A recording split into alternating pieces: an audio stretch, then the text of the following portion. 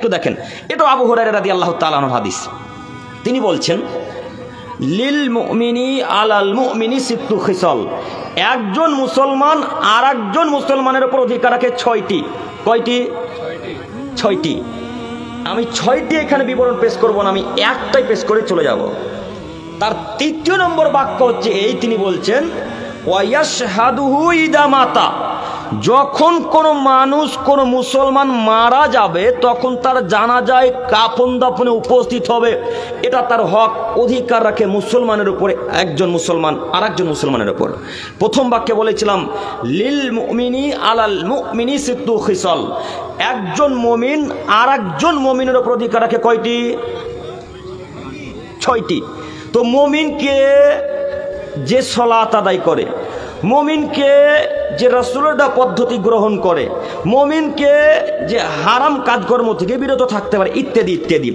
এইখানে আমি আপনাকে বোঝাতে চাচ্ছি, আমাদের নবী বলছেন ওয়ায়াশহাদুহু ইদা মাতা, যখন কোনো মানুষ কোনো মুসলমান মারা যাবে তখন আপনি তার জানাজায় কাফন দাফনে উপস্থিত হতে হবে, আপনাকে হতে হবে, আপনি বাধ্য।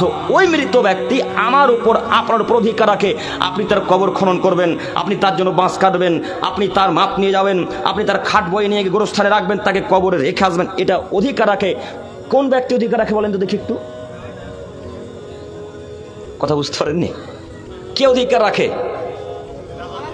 যে মুমিন মানুষ, যে মুমিন মানুষ সে অধিকার রাখে। এমন একজন মানুষ আপনাদের গ্রামে মারা গেছে যিনি সালাত আদায় করে না। সালাত তো আদায় 5 ওয়াক্ত তো করে না, করেই না। তিনি জুমার দিনও সালাত আদায় করে না, জুমার সালাত তো আদায় করেই না। তিনি ঈদুল আজহা, ঈদুল ফিতরের সালাত আদায় করে না। এমন একটা লোক মারা গেছে, মৃত্যুবরণ করেছে, এখন এর জানাজায় কাফন দাফন উপস্থিত হতে হবে? হ্যাঁ, হতে হবে না।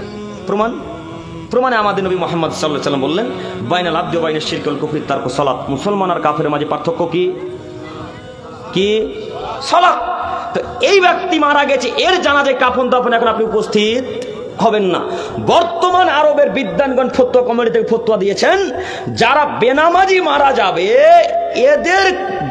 এদের কবর নামাজিদের গোরস্থানে দেওয়া যাবে না। কথা বুঝতে পারেননি? বেনামাজি যদি মারা যায় নামাজিদের গোরস্থানে তাদের কবর দেওয়া যাবে না, এদের কবর আলাদা করতে হবে, এদের গোরস্থান আলাদা করতে হবে। এবার আপনাকে বলি, এই মিরপুর বয়রার মানুষকে যারা সালাত আদায় করে তাদের একটা গোরস্থান আলাদা করেন, আর যারা সালাত আদায় করে না তাদের গোরস্থান আলাদা করেন।